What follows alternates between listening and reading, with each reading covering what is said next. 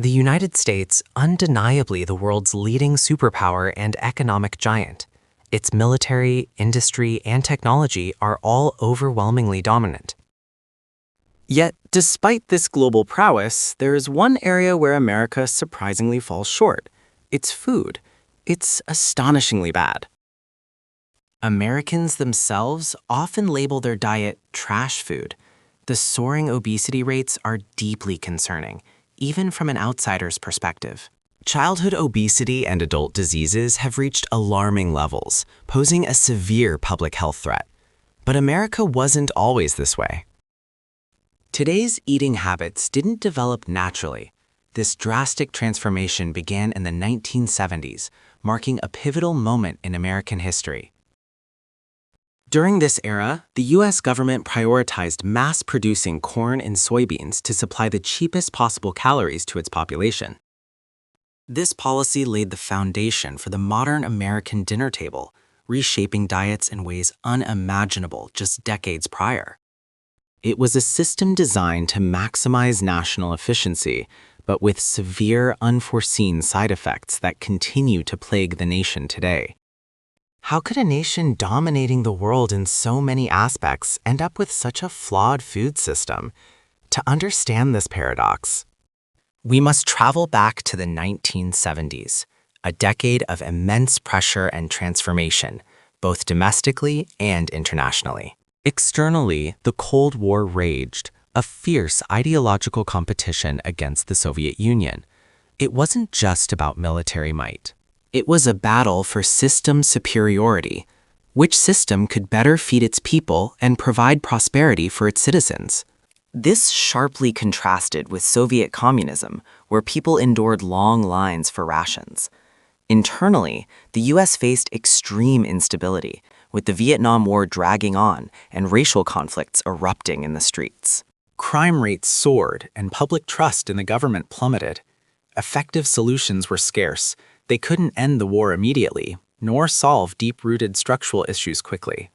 Amidst this domestic crisis, the U.S. government played a crucial card, addressing the cost of living, specifically stabilizing food prices.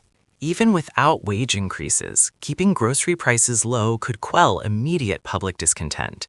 Cheap, abundant food became the most direct and effective sedative to calm society. It was virtually the only way to appease the public. But let's pause. Pre-1970s American food wasn't necessarily healthy. It was often greasy, rustic, and meat-centric. However, until then, food was truly home-cooked, requiring effort and time. America changed, becoming a gigantic, fast-paced machine where everything moved at a breathtaking speed. In this race for speed, cooking became an inefficiency and a waste of time to be eliminated. This shift in perception changed attitudes towards ingredients. Only filling stomachs mattered, not what was inside. Driven by this relentless logic of efficiency, the U.S. government began a radical shift in agricultural policy. Richard Nixon's administration, facing re-election amid converging crises, grew anxious. For Nixon, inflation wasn't just an economic statistic. It was a political variable directly tied to votes. The numbers at the supermarket checkout were more dangerous than unemployment or growth rates. Politicians knew that prices influenced votes more than wages. The Nixon administration first took extreme measures, artificially controlling wages and prices. Third, protein and fat were reevaluated. Instead of avoiding fats, long deemed bad, new guidelines emphasize protein and healthy fats for satiety. Fourth, food quality now matters more than calories. It's not about how much you eat, but what. Why now? Not for ethics, but for cost.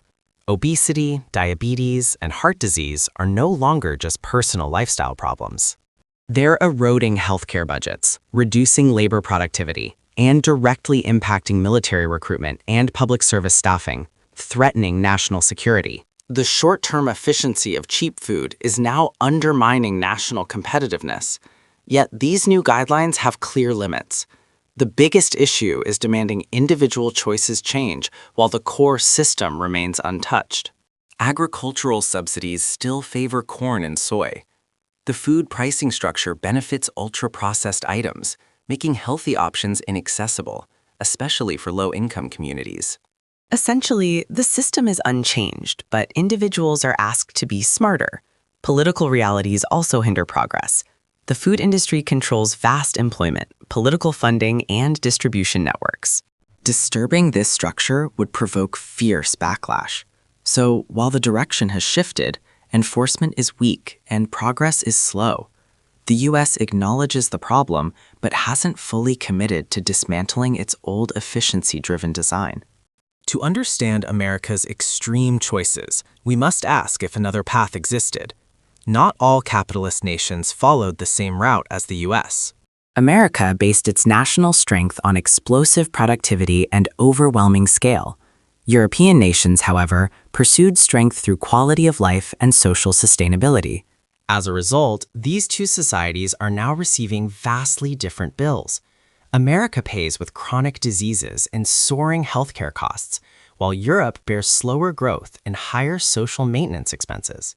It's impossible to definitively say which was right, but one thing is clear: a nation must pay a price to maintain its system, and that cost must be passed on to someone. The U.S. paid this cost with its citizens' health and diets. The result was overwhelming productivity and a powerful nation. Whether this choice is satisfactory is up to each individual. A chilling paradox remains. A strong nation and its citizens' well-being may not always align. And at this critical juncture, two pivotal ingredients emerged that would transform American diets into what many now call trash food. Under Secretary Butts's philosophy, American farmers heavily focused on corn and soybeans. These crops thrived almost anywhere and, crucially, yielded massive harvests. The more they produced, the more government subsidies they received. If prices dropped, the government would buy the surplus, removing any concern about overproduction. This led to an uncontrollable surge in corn and soybean production. Soon, storage facilities were pushed to their absolute limits. Prices plummeted. This situation burdened both farmers and the government significantly. Yet, stopping production was not an option. The memory of past food shortages meant policies couldn't be halted. Reducing supply was risky. A surplus meant financial loss. This immense volume of corn and soybeans had to be consumed. Corporations found a solution. They began to break down and transform these grains. Corn was processed into starch, which was then converted into high-fructose corn syrup. This liquid sweetener was incredibly cheap, easy to mix into anything, and advantageous for distribution and storage. Soybeans, in turn, became soybean oil. This is how ultra-processed foods were born, not cooked in kitchens, but manufactured in factories.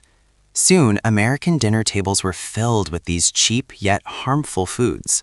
High-fructose corn syrup and soybean oil became the magic ingredients of the modern food industry.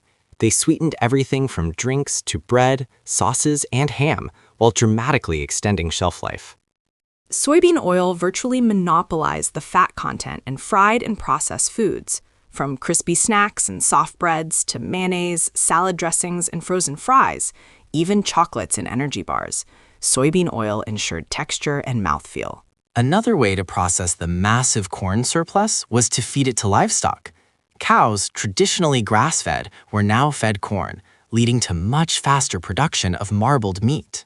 Ultimately, the American dinner table today isn't a policy failure.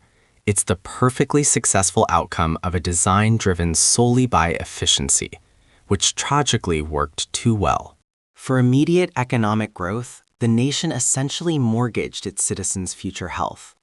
This system has now become an unstoppable juggernaut, a trap from which there seems no escape.